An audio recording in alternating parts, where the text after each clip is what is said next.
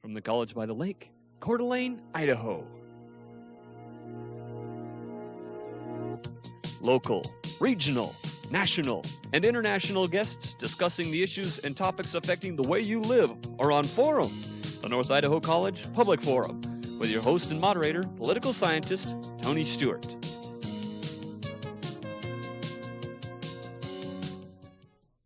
It is very delightful to welcome you to our program today, and one of the reasons for that is that this is another milestone in the life of the North Idaho College Public Forum. As we broadcast today's program, we are airing the 1,300th program. Over the past 27 years, we've had the pleasure of coming to you on numerous subjects, and since it's only a weekly program, it takes a long time, doing 52 a year, to get to that new milestone of 1,300. It's also special to reach that milestone with the guests that we have today. Of course, most of you know that I am a member of the faculty at North Idaho College, and teaching is very close to my heart, and I'm pleased to welcome to the program three of my former students who are still at North Idaho College. They had a course with me last year, or last semester, known as the Politics of State and Local Government. And during that course, they did a project for our class, and the title of that project was A Review of Obsolete Laws in the United States. I was so pleased with their report and how interesting and sometimes entertaining these old laws are that are oftentimes on the books yet but are not enforced anymore. I invited three of their group to our program today.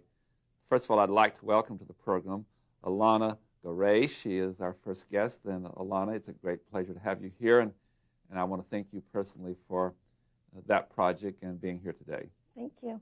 I'm excited. Great. And our second guest is Jason Thacker, who also is a member of that group. And Jason, likewise, thank you for doing that project and taking time to be with us today. Thank you, Tony. And our third guest is Julie Adams, who also was one of the important members of the group. And Julie, again, thanks for the project and for being on the program. Thank you for inviting me. As we go through this process, I think the viewers would like to know a little bit about you personally before we get into those very interesting laws that you reviewed and called. And so, Alana, may I start with you and tell us where you live now? And I know you've traveled some. And Well, I was born here in Coeur d'Alene, and I've moved around a lot of my life, and it's been really great seeing the world. And I just recently moved back here and remembered how much I loved it. well, great. But you've traveled different parts of the world. And The farthest I've been out of the United States was Puerto Rico, which is a Commonwealth, so I haven't really gone abroad yet. But you've traveled a lot in the United States. Yeah, I've been to almost all 50 states. I think about 25 of them, Yes. about half. Yes, about half of them. And also, the laws we're going to talk about today, as you've gone around to different places, you've probably picked up on some of the differences as you go from one state to the other one. Yeah, definitely. Jason, you're, I believe, a native of Idaho. Is that correct? Yeah, I'm from Boise. Okay. And how did you get from Boise to decide to come to North Idaho College to school? I came up here because I just love being in the mountains and the outdoors and stuff. So I'm a recreation major, so that works out good being up here. It sure does, doesn't it? And I always tease my friends in Southern Idaho and tell them that the mountains and the water is the jewel of the state. And, of course, the desert can be very attractive, too. But we're pleased to have you here. And, Julie, I know that you've traveled a lot, and would you share with us some of your background? Currently, I live in Sandpoint, Idaho, and I just came back from Connecticut, where I lived for 5 years through the military, and I was overseas for a couple years, and right now I'm a criminal justice major, minor in political science. I plan on being a lawyer. Very, very good. Well, in relation to that, you really fits into this topic. You know, Yes. I'm going to start with you, Julie, in relation to that before we get into the specific laws that you all have looked at. As you travel, particularly to other countries and around the United States, do you find a real contrast in policy and laws as you go from one country to another one? I was stationed in Germany, and the way they did law there was a lot swifter, and they cut to the chase, and they really dealt with the punishment really quickly. So you really didn't have a lot of time, like we do in appealing certain decisions and stuff. They don't have that as much in Germany. as we do in the United States. They're very precise and efficient and strict and structured in their approach. You get a speeding ticket sent to you in the mail, so they will. And a deadline to pay it. Exactly, and if you don't pay it, don't get caught again. So. Very interesting. Alon, I'm going to start with you now that we're going to move into some of this legislation. You brought with you a list of some of the things you researched, and let's just take one of these at a time, and you tell us about, and we'll maybe follow up on it, and then we'll move to some of the others. And we'll do the same with the other two guests. All right. Well, the obsolete laws that I did were the ones mainly based on superstition, including onions, which I found obsolete laws in almost every state about when and where you can eat onions and who can buy them and all sorts of. Would you like to hear one? Yeah, Okay. Before we do that, though, I just want to say that that's a real interesting footnote that a lot of these very old laws that are still in the books but are not enforced were based on superstition. Do you think that people tend to be superstitious, or is that more of a characteristic of the past? I think in the past people were more superstitious, but now that science seems to explain away superstition, people don't rely on it as much. And therefore it has affected law, and law has changed in many ways? Right, but they're still on the books. Okay, that's the whole purpose we're making. Okay, would you share some of those onion stories with us? All right. In Headland, Alabama, it's against the law for a man to put his arms around or kiss a woman if he has eaten onions within the past 4 hours. So here we're saying that the law says if you wait 4 hours, then you can put your arm around the lady. Yeah. But when that law was first put in place and was applied, there was application and punishment for doing it? It doesn't say what the punishment was, but obviously something, or they wouldn't have made it into a law. Yes. Would you like another? I would, very much. I've got a list. Yeah, I know you do. In Nacogdoches, Texas, there's a strict curfew for young women, and under no circumstances are they allowed to have raw onions after 6 o'clock p.m. You can eat onions until 6 p.m. Right. After that, only the women can't have them. And that's until the next morning. Mm-hmm. Another one, which is similar, is that in Spades, Indiana, no onion can be purchased without a doctor's prescription after 6 p.m. Now, let me see if I get this one straight. it's all of you are amused by this. That you can purchase and have onions before 6 p.m. without a doctor's prescription, but after 6 p.m. you'd have to get that. Right. You can't buy them once it gets dark, I suppose. Well, if you bought them before 6 p.m. and you went home, and no one would know it if you ate it after 6 p.m. with these. So to avoid the prescription, you just go to the store before 6 p.m. Yeah. I find that one really a puzzling one. So do I. Yeah. Another one like it where you need a prescription is in Budds Creek, Maryland. Only a dentist can prescribe onions to people over 21 years of age. Only a dentist. Right, and you have to be over 21. Now, does that mean if you're under 21, you can't have onions at all? Right, all others are prohibited from purchasing or eating them. You can't eat onions at 21. Right. Kind of like now you can't have alcoholic beverages until you're 21. Exactly. 21 seems to be the magic age, doesn't it? Okay. And another one, this one kind of makes sense. Barbers in Columbia, Pennsylvania are prohibited from eating onions between the hours of 7 a.m. and 7 p.m. So while they're working, they don't want them to have onions on their breath. Now, what if you kept your shop open past 7 p.m.? I guess the customers then would just It's not in the law, so I guess you can. we should stop to add a footnote. Even these humorous laws you're talking about are not enforced. No, not that I know of. Okay. And some of them, it's really strange. It seems like maybe they were created just for a specific person. Like this one, any woman who weighs over 200 pounds and wears shorts in Ridgeland, South Carolina, can be arrested for eating onions at a public picnic. So why that law was put on the books, it seems like they were just targeting one lady who did that, because I don't see the reason to it. Yeah. It's discriminatory in many ways. It seems so. It's gender biased, and it's weight biased, and so forth.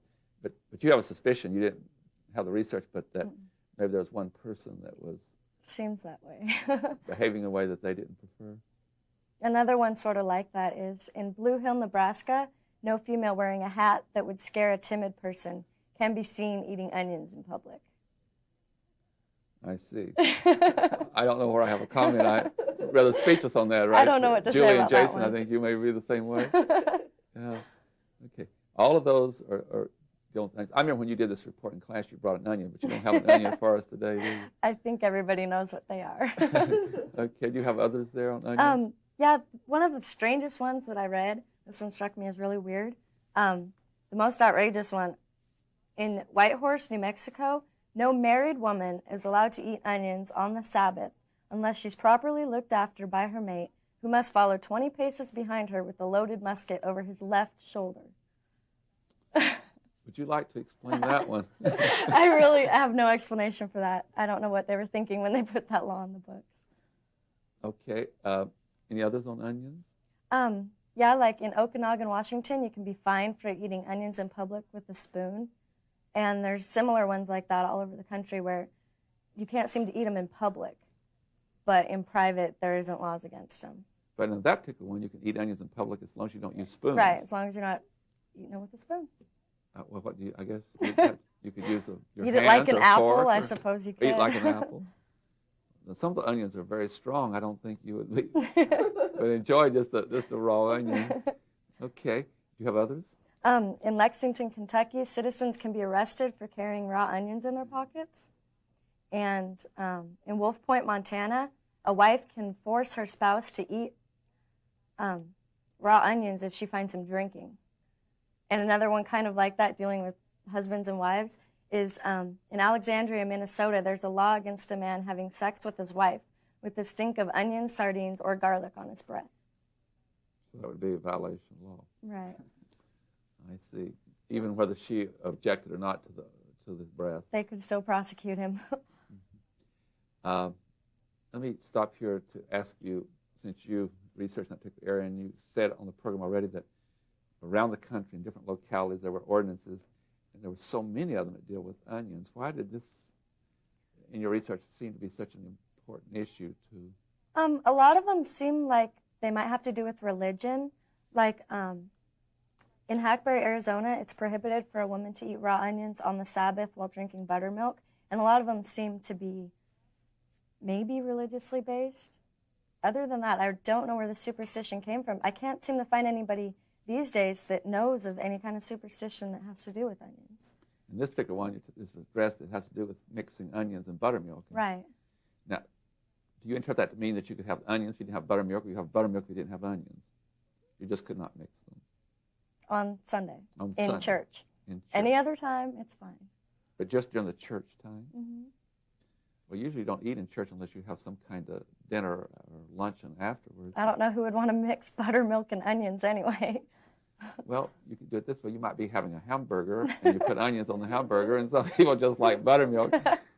I come from the South, and the Southerners in particular really enjoy buttermilk. So, do you have others there? I think that's about all. Oh, the town fathers of Bourbon, Mississippi required that all the restaurants served one small onion with a glass of water. So that seems to say that there's good properties to onions instead of prohibiting when you can eat them. Actually, it was requiring you to provide them, right? Right. So that one struck me as odd. That was the last one I got.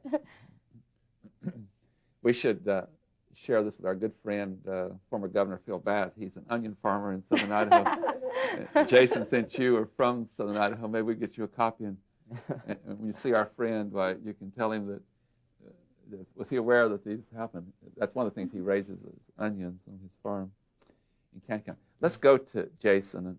And you also researched, but you were in some other areas. And so let's take one of these at a time, and you share with us how unusual you think these laws are. Yeah, I just researched kind of like the comical end of it. I don't know.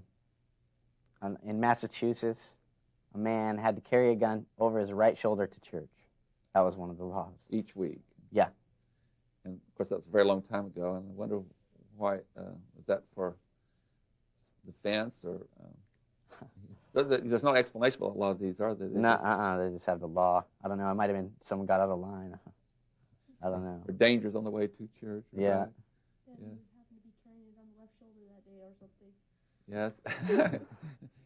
The little footnote, too, that you may not know about, if you do a study of territorial legislatures in the West, in some of those legislative sessions, they would bring handguns into the session and lay them on their desk.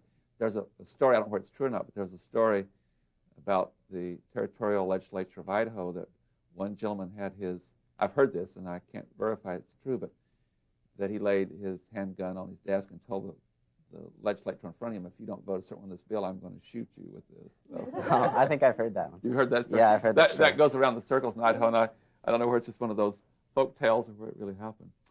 But you have a real interesting one from North Carolina, too, don't you? Oh yeah, you can't plow your fields in North Carolina with an elephant. You can't use the elephant to pull the plow.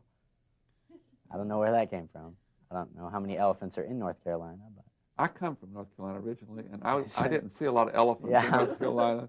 When I was going, they have a few at a circus, but maybe that was to make sure that other animals would be used for plowing purposes.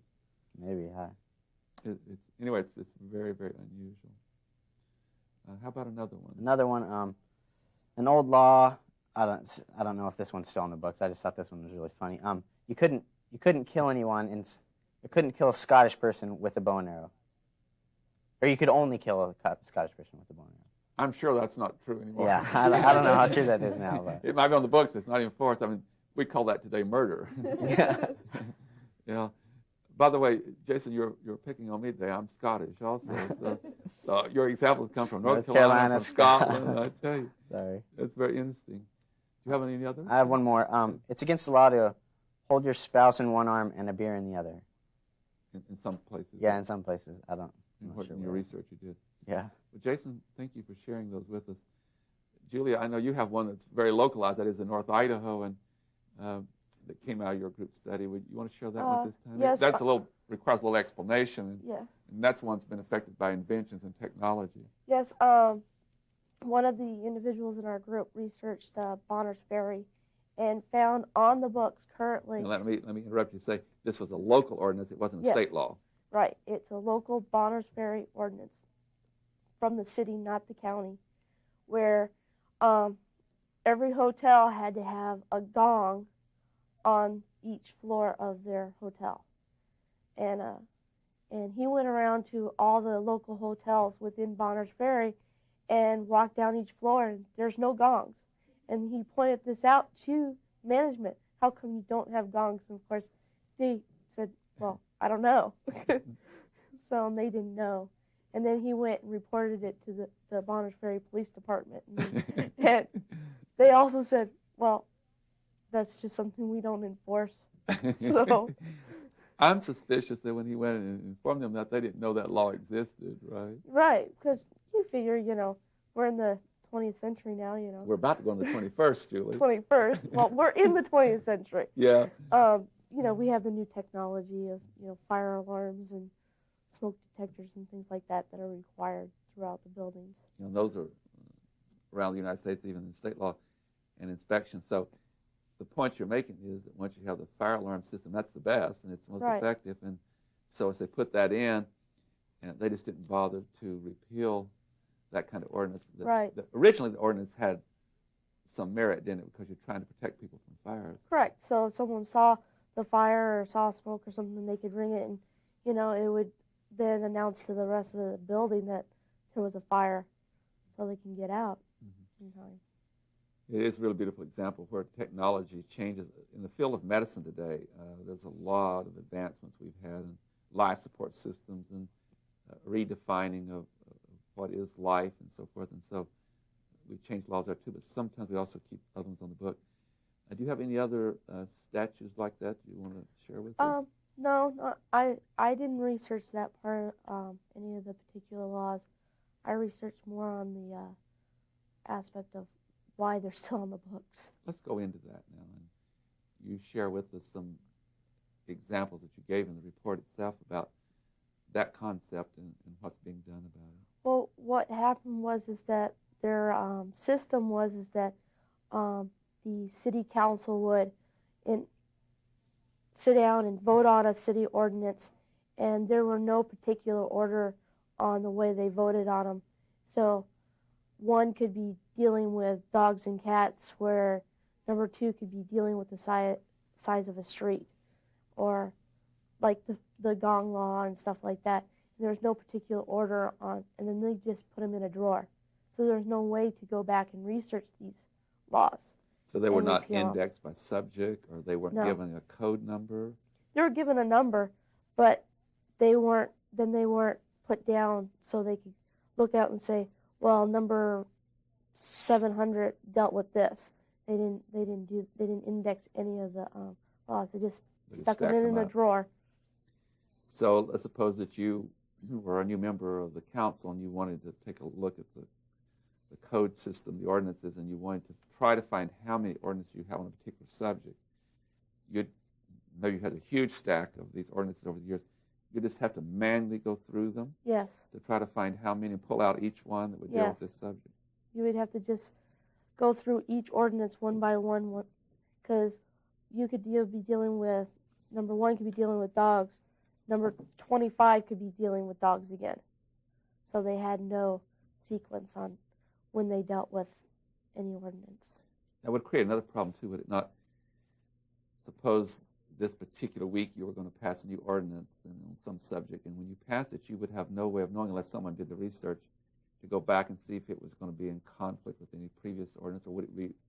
Oftentimes when you pass an ordinance, you need to state in that you are repealing certain other ordinances. Basically, what they did is they said that if there was an ordinance on the books, that this will supersede any previous ordinance that Without was knowing adopted. what those might be. Exactly. Now, I believe also, Julie, when you gave your report, that you're talking about that, at least in one locality, that has been dealt with, and there's been a Right. organizing, and take us through how, and this might be a good example, maybe Jason and Alana will come back in here on this, dealing with other parts of the country. But give us an example of how you could. I sat down and interviewed the prosecuting attorney for Bonner County, which is Phil Robinson, and he told me how he went through a 2-year process on doing what they call codification. And basically, he sat down and went through each ordinance and put them in piles that in subject matter. And basically, that's how they did it. And they went down and which one proceeded, which one dealt with this ordinance. If this one is more current, they would throw out the old ordinance, and they would end up having a big session and repealing all these. They'd officially do this in Yes. session. Did they take all of these ordinances and after they categorize them and put them in computers so they can? Basically, what they did is there's a company called Sterling Codifiers, Inc., and basically they sent all the ordinances to this company. This company then took everything down, made sure it didn't conflict with any state or federal law, and then at that point they would then put it in a book for them, and that was their job.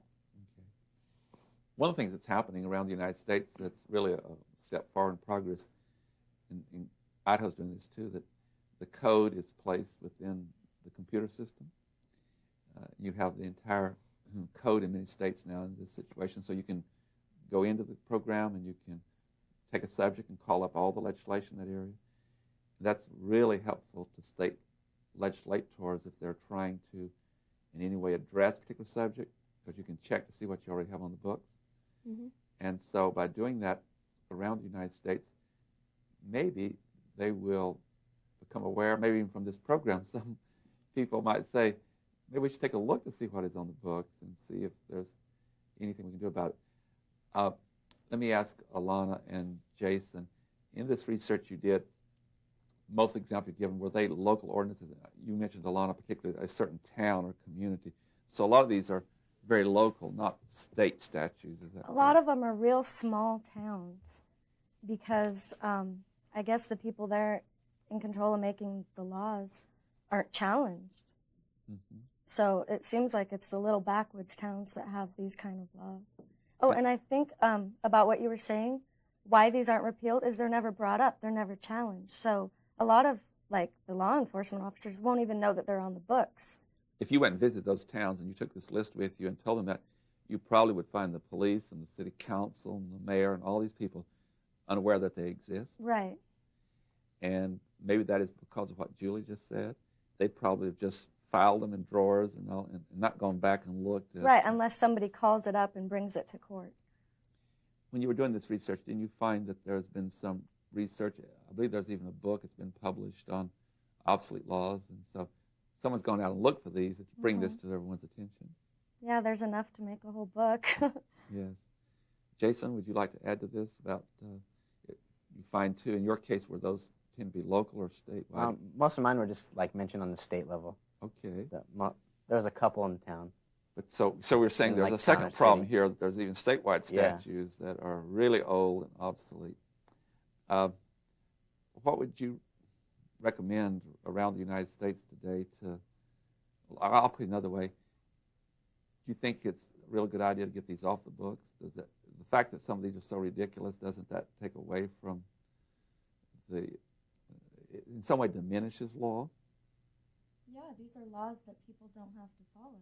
And if they don't have to follow these, why should they follow any of the other ones on the books? Besides that, it clutters the books. It's going to take them longer to find the laws they are looking for with these kind of ones in the way. That's a good point. When you're in my class, we also talk about things being constitutional. We take everything and measure it and weigh it by the U.S. Constitution, don't we?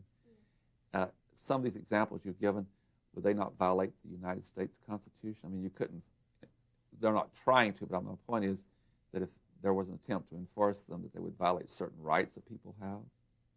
Yes. I mean, you can even take the United States UCMJ, United Military Code. It's got several obsolete laws on the books Same on way. that way, just as any other state would have. Yes. Well, again, you've done a service. I've heard of students doing things like this that cause people to react to it and make some policy changes. So on behalf of our staff, I would like to thank Alana and Jason and Julie for being here. I've really had fun with you today. I hope you've enjoyed the program as much as I have, and I'm very proud of you as students of mine in the past, and we'll look forward to seeing you on campus, and thanks for your contribution. It's another way to testify before our viewers of the quality of our student body, and I thank you very much. Ladies and gentlemen, I hope you've enjoyed this program as much as we've enjoyed bringing it to you, and it's been a delight to talk with our students about what we call as a topic a review of obsolete laws in the United States, and I would like to invite you to be with us again next week at this same time when we'll move to yet another subject.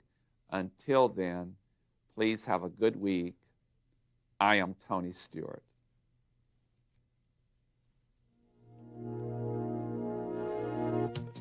The North Idaho College Public Forum was videotaped live from the studios of Instructional Technology on the campus of North Idaho College for viewing at this more appropriate time. We invite you to join us again next week for another all-new edition of the North Idaho College Public Forum on this public television station.